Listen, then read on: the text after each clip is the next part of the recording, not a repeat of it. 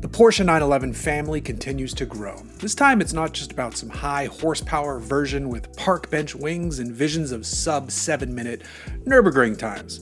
No, this latest batch of 911 models is aimed at those looking for something a bit more exciting than the base model and not quite as potent or expensive as the new GTS. These would be the 4S badged version of the 911, and it's officially landed as a coupe, convertible, and targa.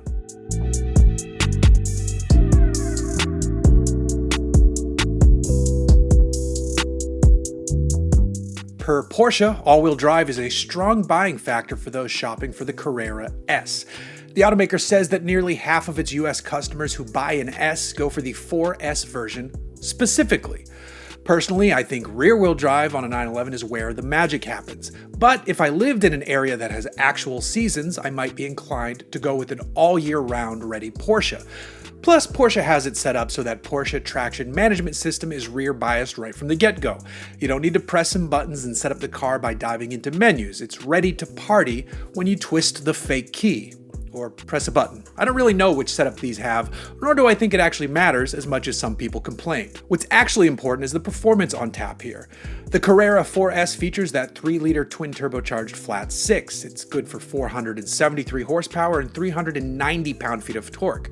That's a 30 horsepower jump over the prior Carrera S. Now, add in the 8-speed PDK, the all-wheel drive system, and if you also check the box for the Sport Chrono package, you've got a 911 ripping off a 3.1 second 0 to 60 mile per hour dash. It's also got a top speed of 191 miles an hour. To haul you back down to speed, Porsche has taken the brakes from the past-gen GTS and put them to work here. So that means 16-inch front brakes. You also get the sport exhaust, upgraded dampers, and a staggered wheel and tire setup as standard kit. If you want to go further, Porsche offers its PASM Sport suspension, and the carbon ceramic brakes as optional extras. For the coupe and convertibles, rear steering is also available as an option, but rear steering is standard on the Targa. In the cabin, the coupe automatically comes as a 2-seater, but you can add that rear seat back in as a no-cost option. Both the convertible and Targa have the rear seats as standard. To further set the Carrera 4S apart from lower-tier models, Porsche includes extended leather trim, wireless device charging, and the Matrix-designed LED front lights as standard as well.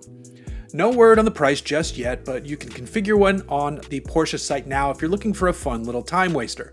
Porsche says these are 2026 model year cars and will arrive on dealer lots at the end of 2025. But that's not the only new 911 variant that's popped out recently. While I mentioned the 4S model as being on more of the affordable end of the 911 lineup, relatively speaking, I also got one that likely is not affordable. At the annual Porsche parade put on for the Porsche Club of America, the automaker trotted out a limited edition version of the 911 Carrera T.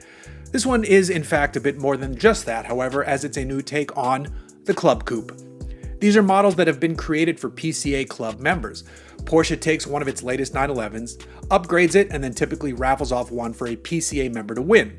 The first example winds up in Porsche's museum collection, the second one goes to the raffle, and then the rest are offered for sale to PCA members. The first one saw a run of 50 examples. The next one for PCA's 60th anniversary saw 60 built.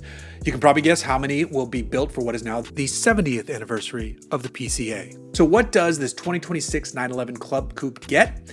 It starts as the aforementioned Carrera T. Porsche then fits it with the sport design front fascia, staggered setup RS Spider wheels, and paints the car in a beautiful hue called Scholar Blue. Inside, the car gets PCA lettering on the sill, there's an illuminated 70th anniversary logo projected on the ground, and you have a very lovely speed blue paired with Guards red interior color scheme. As an optional extra, you can add tartan seats too. Also extra, the fancy watch that Porsche Design cooked up just for this model. You have to own the car to have the option of also owning the watch. On the actual performance side, the Club Coupe wears the Sport exhaust system, has a mechanical limited slip-out back, PASM, rear axle steer, Sport Chrono, and the GT Sport steering wheel. There's no word on the price for this one, but production begins this fall, and I'm sure all 70 are already claimed. Well, the first one goes to the museum, the second one gets raffled off, and the remaining 68 likely already have Porsche Club hand raisers ready to fork over what has to be a hefty sum of cash. That is one good looking bit of blue paintwork though, that's for sure.